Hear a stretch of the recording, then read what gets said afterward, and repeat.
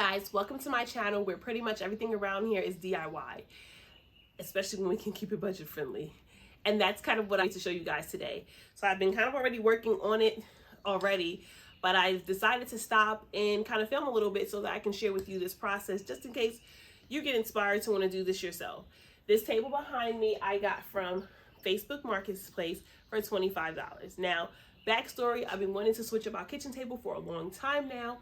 But unfortunately, I wanted natural wood color, but I didn't want to pay the price, which was a couple $100s, not including the chairs. So I decided, you know what, make it yourself.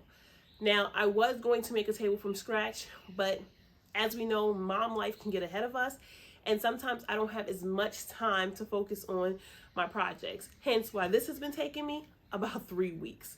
But if you stay tuned, I'm going to share with you from start to finish and walk you along on how I got this bad boy from this to this. Okay, so let's get started. If you're going to, because I didn't film this from the beginning, I'm going to head and show you guys, walk you through the steps and show you on the screen, an illustration on the screen beside me. So if you notice, like I said before, I purchased this table from Facebook Marketplace.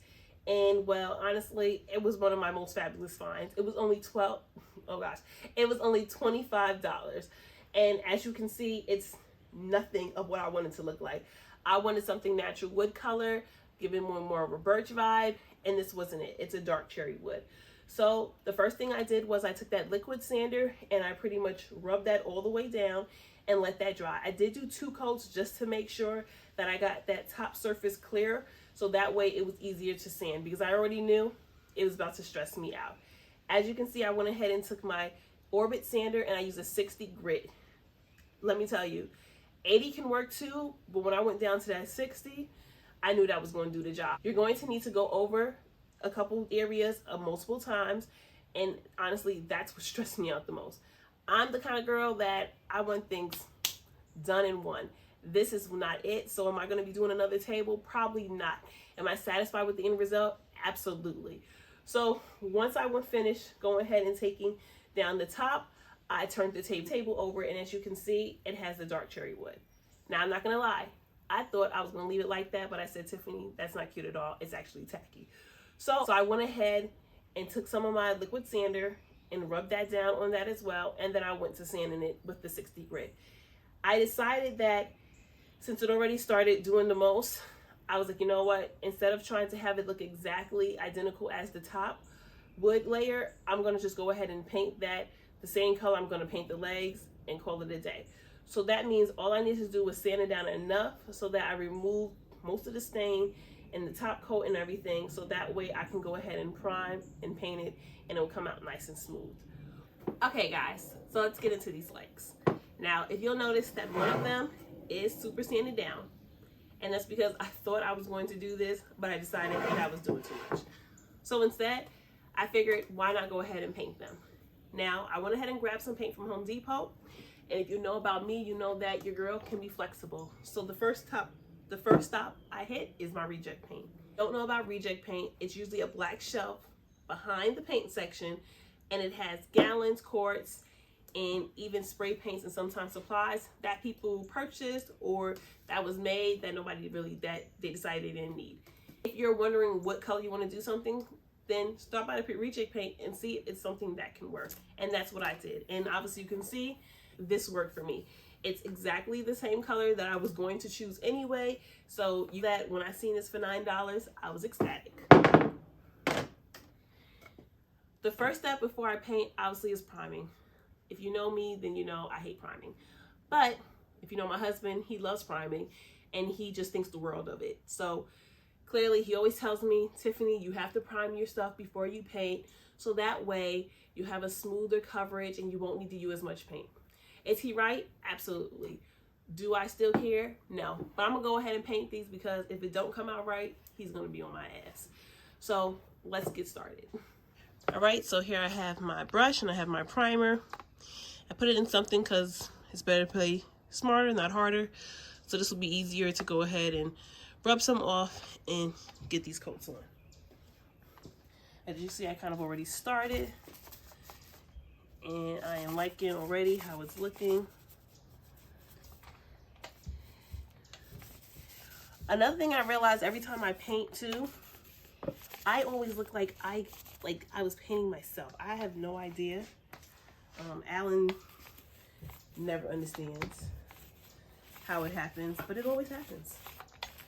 And I'm already seeing it. So what I'm realizing is I might need to remove some a little bit from my brush, a little bit more, because that might be the reason why. Apparently, what I love about the primer, it does dry pretty quickly, so I'm gonna go ahead and get this table turned around. Remember, we're gonna leave this alone. This is going to be finished with some polyurethane. But these bad boys here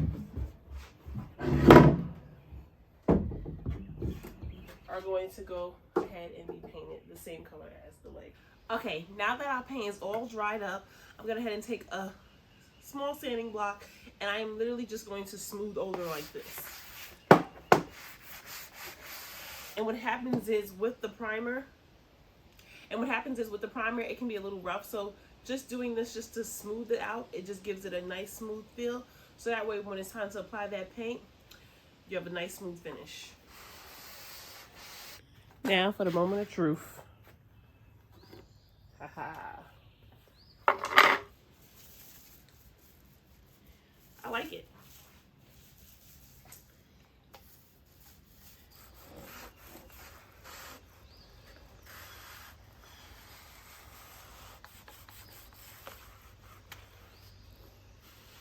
Okay, so now that the legs are drying, we're gonna go ahead and take this bad boy and we're gonna finish it up.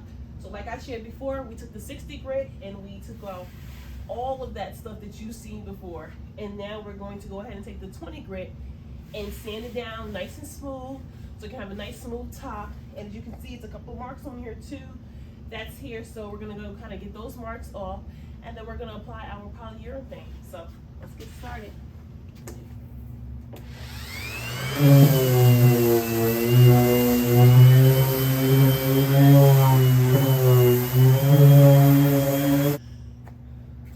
So this thing is so smooth. Love it, love it, love it. Okay. So we are ready. We're gonna get this dust off.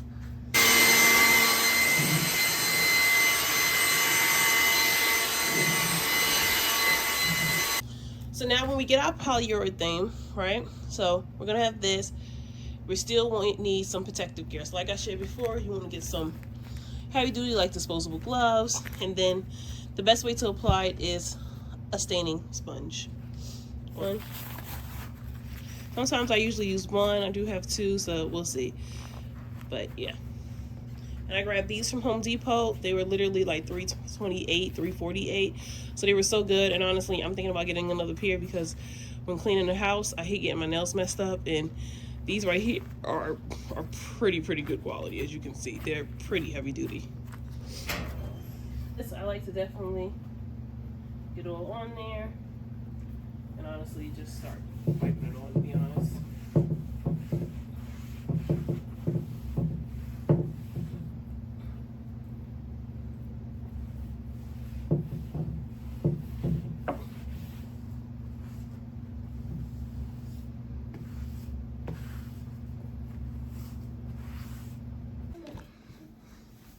You hiding?